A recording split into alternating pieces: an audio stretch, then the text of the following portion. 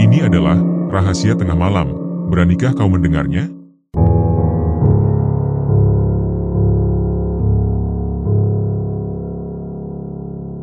Pada suatu hari, Mario bersama teman-temannya berkumpul di sebuah pos ronda. Mereka berbincang santai, menikmati suasana sambil melemparkan ide untuk mengisi waktu liburan yang masih cukup panjang. Di antara percakapan itu, salah satu dari mereka menyampaikan usulan tentang berlibur ke luar kota atau mungkin mencoba mendaki gunung. Gagasan untuk naik gunung terdengar menyenangkan, tetapi sebagian besar dari mereka belum pernah melakukan pendakian sebelumnya. Akhirnya, tercetuslah ide untuk pergi ke Yogyakarta dengan menaiki kereta api. Namun, muncul kendala yang cukup serius. Sebagian besar dari mereka tidak memiliki tabungan, dan kondisi keuangan tidak memungkinkan untuk melakukan perjalanan seperti itu. Dalam suasana setengah serius, salah seorang teman mereka tiba-tiba melontarkan celetukan untuk mencari nomor togel saja. Celetukan tersebut muncul setelah mengingat cerita tentang Pak Pri, seorang tukang becak yang sering mangkal di sekitar tempat mereka biasa nongkrong. Konon, Pak Pri kerap mendapatkan nomor togel setelah mengunjungi rumah-rumah yang dikenal angker.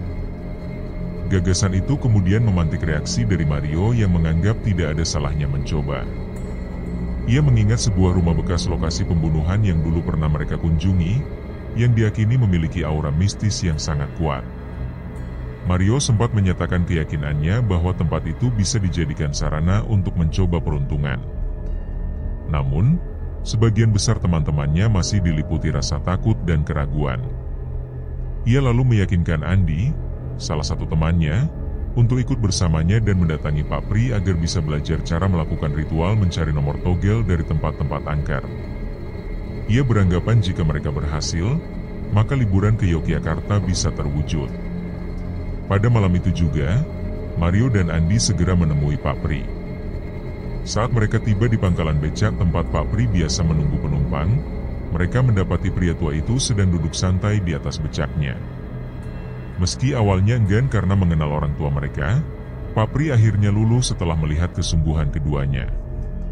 Ia pun menjelaskan bahwa jika memang serius ingin mencoba, maka mereka harus menyiapkan sejumlah perlengkapan seperti minyak jin, dupa, kertas, rokok lobot, dan beberapa benda lain sebagai sarana ritual. Ia hanya berpesan agar keduanya tidak menceritakan hal ini pada siapapun, apalagi kepada orang tua mereka. Keesokan harinya, Mario mulai kembali membujuk teman-temannya. Ia merasa aneh jika hanya ia dan Andi yang menjalankan misi itu. Beberapa teman akhirnya bersedia ikut, meski hanya untuk menunggu di luar rumah angker, dengan alasan keamanan dan antisipasi jika sewaktu-waktu ada warga atau petugas keamanan datang. Mereka semua sepakat bahwa hanya Mario dan Andi yang akan masuk ke dalam rumah, sementara sisanya akan berjaga di luar. Malam pun tiba, dan mereka berangkat secara beramai-ramai menggunakan motor menuju rumah tua bekas pembunuhan yang terletak di kawasan Surabaya Timur. Mereka tiba di lokasi sekitar pukul 9 malam. Sesuai pesan dari Pak Pri, waktu terbaik untuk melakukan ritual adalah lewat tengah malam, bahkan lebih baik lagi jika dilakukan sekitar pukul 1 atau 2 dini hari, karena pada saat itu diyakini makhluk halus lebih mudah menampakkan diri dan memberi jawaban. Sambil menunggu waktu yang tepat, mereka berkumpul di sebuah warung kopi tidak jauh dari lokasi. Setelah waktu menunjukkan sekitar pukul 12 malam, barulah mereka kembali ke rumah tersebut dengan membawa perlengkapan seadanya, seperti senter dan lilin. 3 teman mereka tetap menunggu di depan rumah, sedangkan Mario dan Andi bersiap untuk masuk. Mereka melompati pagar yang mengelilingi rumah itu. Di halaman, tampak sebuah pohon keres yang sudah terbengkalai, daunnya kering berserakan di tanah, menambah kesan angker di tempat itu. Begitu memasuki rumah, aroma amis yang menyengat langsung menyapa hidung mereka, seolah menyerupai bau darah yang mengganggu. Pada titik itu, Andi mulai merasa ragu dan ingin menyerahkan tugas kepada Mario. Namun Mario tetap meyakinkannya bahwa lokasi yang dituju ada di bagian belakang, tepatnya di dapur. Ia meyakini tempat itu kuat auranya, karena mereka pernah melihat penampakan sosok perempuan di sana.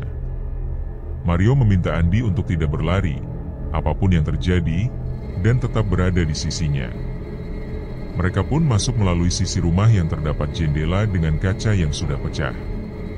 Setelah masuk, Andi sempat menoleh ke arah tangga lantai 2, karena ia teringat pengalaman sebelumnya ketika berada di rumah itu. Pada malam itu, ia kembali melihat ke atas dan tampak seolah ada sesosok makhluk dengan mata merah besar tengah mengintip dari balik tangga. Dalam kepanikan, Andi memberitahu Mario bahwa sosok tersebut telah datang. Namun Mario tetap tenang dan meminta agar mereka tetap menuju ke dapur, sebab tujuan utama mereka ada di sana. Mereka berdua pun masuk lebih dalam, tepat saat waktu menunjukkan sekitar pukul 12:30 dini hari. Dapur rumah itu tampak sempit, terdapat satu toilet di pojok ruangan, dan di sanalah mereka mulai menyiapkan semua perlengkapan ritual. Dupa dinyalakan, kopi pahit diletakkan dalam gelas sesuai arahan dari Papri, dan mereka pun mulai duduk bersila dalam keheningan.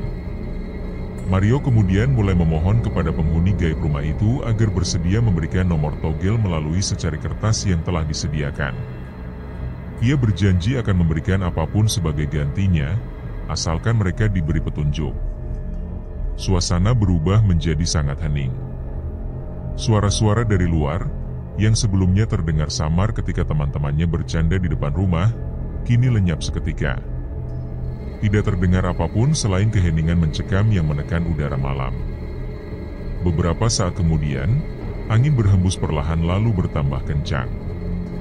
Hembusan itu seolah masuk ke dalam rumah dan membuat benda-benda yang masih tersisa di dapur, seperti karton, jatuh berhamburan. Rasa takut mulai menyergap Andi. Ia mencolek Mario, berharap mendapat kepastian. Namun Mario hanya memintanya untuk tetap tenang dan tidak pergi dari tempat itu. Tak berselang lama setelah ritual dimulai, suasana di dalam rumah angker itu semakin mencekam. Aroma-aroma tajam mulai tercium oleh Mario dan Andi. Bau darah yang menyengat bercampur dengan bau bangkai memenuhi ruangan, membentuk kombinasi yang amat mengganggu dan membuat napas terasa berat. Ketika mereka mulai mencoba menenangkan diri, terdengar pula suara tangisan seorang perempuan dari arah pojok belakang rumah. Tangisan itu pelan namun memilukan, lalu semakin lama semakin jelas, seolah sumber suaranya semakin mendekat. Andi mulai merasakan ketakutan yang semakin menjadi-jadi. Ia menggenggam tangan Mario dengan lebih erat, mencoba mencari rasa aman dari ketegangan yang menyeruak di seluruh tubuhnya. Sementara itu, Mario tetap diam dan tenang. Ia seolah tidak terganggu oleh suasana yang semakin mencekam. Di tengah keheningan yang penuh tekanan, suara tangisan perempuan itu terus terdengar dan semakin keras, membuat suasana menjadi semakin tidak wajar. Karena saat itu hanya Andi yang membuka mata, ia pun menjadi satu-satunya yang menyaksikan sosok yang muncul. Dari sudut pandangnya, ia melihat dengan jelas penampakan seorang perempuan dengan kondisi tubuh yang amat mengerikan. Perut perempuan itu tampak membengkak, dan dari perutnya menganga sebuah lubang yang mengeluarkan darah. Sosok perempuan itu tidak berjalan seperti manusia, melainkan melayang pelan di udara, sambil terus mengeluarkan isak tangis yang memilukan. Andi yang menyaksikan langsung sosok itu tidak mampu lagi menahan rasa takutnya. Ia pun memutuskan untuk berlari ke depan rumah, meninggalkan Mario yang masih tetap tenang dengan mata tertutup. Saat Mario membuka matanya, ia melihat sosok yang serupa dengan apa yang dilihat oleh Andi. Rambut perempuan itu acak-acakan, wajahnya membiru seperti mayat yang sudah lama terendam air. Tatapannya mengarah langsung ke Mario, sementara mulutnya menganga, mengeluarkan suara tangisan yang memecah keheningan. Mario yang awalnya tenang, mulai bergerak mundur perlahan karena rasa takut yang menyergap. Perlahan-lahan, ia berjalan ke arah depan, lalu berlari menyusul Andi. Sesampainya di luar rumah, teman-temannya yang sedang menunggu mulai panik melihat Mario dan Andi berlari dengan wajah pucat dan penuh kecemasan. Mereka segera memanggil dan mengajak Mario untuk pergi dari tempat itu secepatnya. Tanpa banyak bicara, Mario melompati pagar dan langsung tancap gas bersama teman-temannya. Dalam kepanikan itu, seorang tetangga yang tinggal tidak jauh dari rumah angker tersebut sempat keluar dari rumah karena mendengar keributan yang terjadi. Orang itu sempat berteriak karena mengira ada maling, namun Mario dan teman-temannya sudah lebih dulu kabur dari tempat tersebut. Sesampainya di rumah, masing-masing dari mereka tidak mampu melelapkan mata hingga fajar menyingsing. Rasa takut dan bayangan akan kejadian malam itu terus membayangi, terutama bagi Mario dan Andi yang mengalami kejadian paling mengerikan. Keesokan harinya, mereka kembali berkumpul dan menceritakan segalanya kepada Pak Pri. Pak Pri sempat bertanya mengenai bagaimana hasil yang mereka peroleh dari ritual tersebut. Andi menjelaskan bahwa dirinya tidak kuat melanjutkan karena sudah keburu lari lebih dahulu. Ia menceritakan bahwa dirinya melihat sosok perempuan yang melayang sambil menangis, dengan perut buncit dan darah yang mengalir keluar. Mario membenarkan pengakuan Andi dan menambahkan bahwa wajah perempuan itu benar-benar menyerupai mayat yang sudah lama tak ditemukan di aliran sungai. Pak Pri terdiam sejenak setelah mendengar penuturan mereka yang begitu gamblang. Pak Pri sempat bertanya kembali tentang lokasi rumah yang mereka datangi. Setelah tahu bahwa rumah tersebut adalah bekas pabrik yang berada di kawasan Surabaya Timur, Pak Pri mengaku tidak mengetahui sejarah rumah itu secara pasti. Ia lalu menanyakan kepada Mario dan Andi apakah kertas yang mereka siapkan sempat diambil atau tidak. Mario menjawab bahwa mereka tidak sempat mengambilnya karena ketakutan. Mendengar hal itu, Pak Pri menyarankan agar mereka kembali ke rumah itu dan mengambil kertas tersebut, karena kemungkinan besar nomor yang mereka minta sudah dituliskan di sana, setidaknya akan tampak tanda-tanda seperti bercak atau bentuk angka samar. Mario dan Andi yang mendengar saran itu merasa ragu dan takut untuk kembali ke sana. Namun, Pak Pri mencoba meyakinkan mereka bahwa jika sudah muncul penampakan, maka sudah pasti ada hasil yang ditinggalkan. Mario kemudian mengajak teman-temannya berdiskusi dan menyampaikan bahwa menurut Pak Pri, kertas itu kemungkinan besar sudah berisi nomor. Namun, ajakan itu tidak disambut antusias. Teman-temannya memilih diam, tak satupun yang berani memberikan jawaban karena mereka masih trauma atas kejadian yang dialami oleh Mario dan Andi. Hari-hari berlalu hingga akhirnya muncul usulan dari salah satu teman mereka untuk kembali mendatangi rumah itu. Namun kali ini dengan formasi lengkap agar tidak terlalu menakutkan. Mereka pun berdiskusi lagi dan menyepakati untuk masuk bersama-sama. Malam itu, 5 orang dari mereka kembali ke rumah angker tersebut. Ketika sampai di lokasi, suasana kampung sudah sangat sepi. Tidak ada satupun tetangga yang terlihat keluar rumah. Rumah itu tampak semakin berantakan dan tidak terurus. Satu persatu dari mereka masuk ke dalam rumah. Dimulai dari Andi, diikuti oleh Mario dan 3 temannya yang lain. Mereka berjalan perlahan dengan bantuan cahaya dari senter dan langsung menuju ke dapur.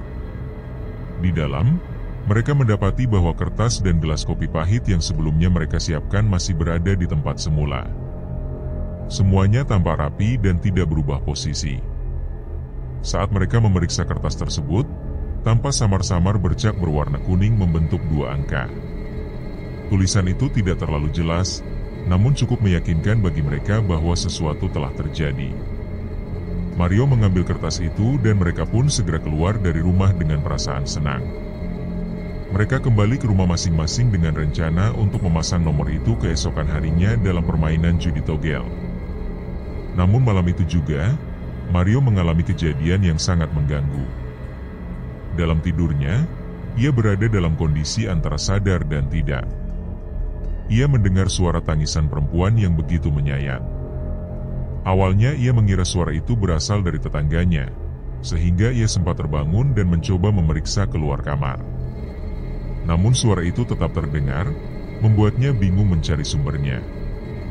Ia pun kembali ke dalam kamar dan mencoba tidur kembali. Ketika mulai memejamkan mata dengan posisi menghadap ke kanan dan memeluk guling, suara tangisan itu tiba-tiba terdengar sangat dekat, seperti berasal dari arah belakang tubuhnya. Suaranya semakin keras, menyerupai seseorang yang sedang menahan rasa sakit luar biasa. Mario yang merasa ada sesuatu yang tidak beres, langsung meloncat dari tempat tidurnya. Dalam keadaan kamar yang gelap, hanya diterangi cahaya remang dari luar, Mario melihat dengan jelas sesosok perempuan sedang berbaring di sampingnya. Wajah perempuan itu hancur, penuh luka, dan matanya menatap langsung ke arah Mario sambil terus menangis. Pemandangan itu membuat Mario lari terbirit-birit keluar kamar sambil menjerit ketakutan, hingga membangunkan orang tuanya yang terkejut mendengar teriakan anak mereka di tengah malam. Keesokan paginya, Mario dengan tegas menyatakan kepada teman-temannya bahwa dirinya tidak ingin lagi terlibat dalam urusan perjudian. Pengalaman mengerikan yang dialaminya malam sebelumnya menjadi alasan utama keputusannya itu. Ia mengaku didatangi sosok perempuan dengan wajah yang membusuk, dan peristiwa itu membekas kuat dalam benaknya. Ternyata bukan hanya Mario yang mengalami kejadian tersebut. Andi pun menceritakan pengalaman serupa. Saat itu, sebelum tidur, ia mendengar suara tangisan perempuan. Awalnya ia mengira itu adalah suara adiknya, namun semakin didengarkan, suara itu terdengar seperti tangisan dari seorang wanita dewasa yang sedang dalam kesakitan. Baru kemudian Andi teringat bahwa seluruh anggota keluarganya sedang berada di rumah budenya, dan hanya dirinya yang berada di rumah malam itu. Kesadaran bahwa ia tengah sendirian membuatnya syok. Suara tangisan itu terus terdengar dari luar kamar mandi, tempat ia berlindung. Setelah beberapa saat, suara itu akhirnya mereda. Dengan hati-hati, Andi keluar dari kamar mandi dan berjalan menuju kamar tidur. Namun sebelum sampai di sana, pandangannya tertuju pada sosok perempuan yang tengah duduk di ruang tamu. Sosok itu tidak melakukan apa-apa, hanya duduk menatap ke arah Andi sambil menangis. Pemandangan itu membuat Andi panik dan langsung berlari masuk ke kamar, menutup pintu rapat-rapat, menarik selimut dan bersembunyi dalam ketakutan yang mendalam. Pengalaman yang dialami oleh Mario dan Andi itu akhirnya menyadarkan mereka bahwa apa yang mereka lakukan sebelumnya adalah kesalahan besar. Mereka pun memutuskan untuk menghentikan niat bermain togel. Keyakinan mereka menguat bahwa mungkin ada penunggu dari dunia lain yang tidak terima atas apa yang telah mereka lakukan di tempat angker tersebut. Namun meskipun niat itu telah ditinggalkan, Mario masih merasa terus diganggu. Setiap malam, ia merasa diteror oleh sosok perempuan yang sama. Kadang sosok itu muncul dalam mimpi, namun di malam-malam tertentu, wujudnya tampak sekilas melintas di depan tempat tidurnya. Mario sempat menceritakan bahwa selama beberapa hari setelah kejadian di rumah angker, ia terus merasa tidak tenang. Dalam tidurnya, Mario kembali bertemu dengan sosok perempuan yang sedang hamil. Sosok itu berdiri tertatih-tatih, berjalan dengan perlahan sambil memanggil namanya dan terus menangis. Dari perutnya yang membesar, tampak sebuah lubang besar yang mengeluarkan darah segar. Teror demi teror yang ia alami itulah yang membuat dirinya merasa sangat terganggu. Keinginan untuk mengetahui asal-usul rumah angker tempat mereka melakukan ritual itu pun muncul. Dengan ditemani oleh Andi dan beberapa temannya, Mario mulai mencari informasi mengenai rumah tersebut. Langkah pertama mereka adalah mengunjungi warung kopi yang terletak di dekat lokasi rumah angker. Namun, orang-orang yang berada di warung itu mengaku tidak mengetahui sejarah dari rumah tersebut. Ketika mereka hampir menyerah, seorang pria yang kebetulan sedang minum kopi di sana memberikan petunjuk. Ia menyebut bahwa jika mereka ingin mengetahui cerita sebenarnya, sebaiknya menemui seseorang bernama Pak Topa, yang dulunya merupakan ketua RT di wilayah itu. Rumah Pak Topa tidak jauh dari rumah angker tersebut. Tanpa membuang waktu, mereka pun segera menuju rumah Pak Topa. Sesampainya di sana, mereka menjelaskan bahwa beberapa hari yang lalu mereka sempat masuk ke dalam rumah angker dan melakukan sesuatu yang seharusnya tidak dilakukan, yakni ritual mencari nomor togel. Reaksi awal dari Pak Topa sempat keras, karena rupanya beliau mendengar suara bising sepeda motor pada malam kejadian dan bahkan sempat berteriak karena mengira ada maling. Setelah mereka menjelaskan bahwa itu semua terjadi karena tergoda untuk mendapatkan nomor togel, Pak Topa pun mulai luluh dan bersedia menceritakan sejarah rumah tersebut. Dari penuturan Pak Topa, terungkap bahwa rumah itu memang menyimpan kisah kelam. Di tahun 1988, pernah terjadi sebuah kasus pembunuhan di lokasi itu. Rumah tersebut dulunya berada di kawasan yang cukup dekat dengan salah satu lokalisasi terbesar di Asia Tenggara yang ada di Surabaya, yakni kawasan Doli, yang kini telah ditutup. Di lokasi tersebut, pernah berdiri sebuah wisma bernama Wisma Happy, tempat para pekerja seks komersial yang masih muda dan cantik bekerja. Pemilik wisma tersebut adalah seorang perempuan bernama Bu Sumiarsih, yang akrab dipanggil Mamirus karena kegemarannya terhadap bunga mawar. Wisma Happy saat itu sangat ramai oleh pelanggan, dan salah satu pelanggan setianya adalah seorang pria yang kemudian dikenal dengan nama Pak Pur. Pak Pur kerap datang ke Wisma bersama teman-temannya. Karena kedekatan yang terjalin antara Pak Pur dan Mamirus, muncullah ide untuk membuka usaha bersama. Pak Pur mengajukan tawaran untuk membiayai pembangunan Wisma baru, dengan perjanjian bahwa Mamirus akan menyetorkan uang sebesar 20 juta rupiah setiap bulan kepadanya. Wisma baru itu kemudian dinamai Wisma Sumber Rezeki. Seiring waktu, wisma tersebut berkembang pesat dan pembayaran rutin terus dilakukan. Namun, masalah mulai muncul ketika kawasan lokalisasi tersebut kembali sepi. Isu yang beredar menyebutkan bahwa beberapa pekerja seks yang dijual di sana masih berusia di bawah 12 tahun. Akibatnya, dilakukan penggerebekan besar-besaran, dan bisnis wisma mulai kehilangan pelanggan. Karena situasi yang berubah drastis, Mamirus tidak lagi sanggup memenuhi kewajibannya untuk menyetor 20 juta rupiah setiap bulan. Pak Pur yang tidak menerima alasan tersebut mulai melakukan berbagai teror terhadap Mamirus. Ia bahkan datang ke Wisma, mengobrak-abrik tempat itu, dan menekan Mamirus agar tetap membayar. Puncaknya terjadi ketika Pak Pur mengetahui bahwa Mamirus memiliki seorang anak perempuan berusia 15 tahun yang bernama Wati. Dalam sebuah kesempatan, Pak Pur menyampaikan permintaan yang tidak senonoh, menyatakan bahwa dirinya bersedia memaafkan keterlambatan pembayaran asal diperbolehkan untuk menyetubuhi anak perempuan Mamirus tersebut. Permintaan itu tentu saja membuat Mamirus sangat marah.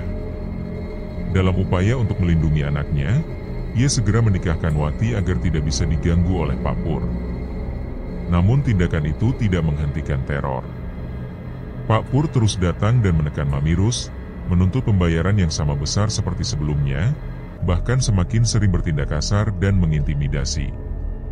Pada akhirnya, mungkin karena merasa hidupnya terus dibayangi ancaman dan tekanan, Mamirus mengambil keputusan yang sangat tragis. Ia memutuskan untuk menghabisi nyawa Pak Pur. Siang itu, Mamirus mengajak suami, anak, serta menantunya, dan bersama-sama mereka mendatangi rumah Pak Pur yang terletak di kawasan Surabaya Timur. Kedatangan mereka saat itu tidak menimbulkan kecurigaan sama sekali, sebab hubungan antara Mamirus dan Pak Pur memang dikenal sangat akrab. Namun, tanpa basa-basi, sekelompok orang yang datang bersama Mamirus itu langsung melakukan penyerangan. Mereka dengan membabi buta menusuk tubuh Pak Pur yang sempat berusaha melawan.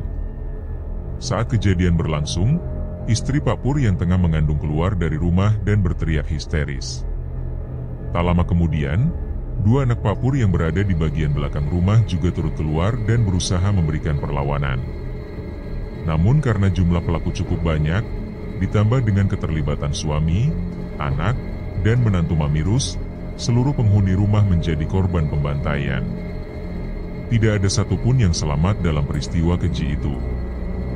Mayat-mayat mereka kemudian dimasukkan ke dalam mobil milik Pak Pur dan dibawa ke daerah Batu. Di sanalah jasad-jasad tersebut dibuang ke dalam jurang, sementara para pelaku kembali pulang seolah tidak terjadi apa-apa. Beberapa waktu setelahnya, Mamirus dan orang-orang yang terlibat dalam pembunuhan itu akhirnya ditangkap oleh pihak kepolisian. Proses hukum dijalankan dan kasus ini menjadi sangat terkenal. Bertahun-tahun kemudian, tepatnya pada 2008, terdengar kabar bahwa Mamirus, atau yang dikenal juga dengan nama asli Sumiarsih, telah dieksekusi mati. Ketika mendengar penuturan ini dari Pak Topa, Mario dan Andi benar-benar terkejut. Mereka tak menyangka bahwa rumah tempat mereka melakukan ritual pencarian nomor togel adalah lokasi dari peristiwa pembantaian yang begitu menggemparkan. Meski sudah mengetahui cerita pembunuhan yang melibatkan Sumiarsih, namun mereka tidak pernah mengetahui bahwa rumah yang dimaksud adalah rumah itu. Setelah mengetahui fakta mengerikan tersebut, mereka mulai menyambungkan pengalaman-pengalaman yang mereka alami sebelumnya. Sosok perempuan hamil yang kerap mendatangi mereka dalam wujud gaib membuat mereka bertanya-tanya, apakah itu adalah arwah dari istri Pak Pur.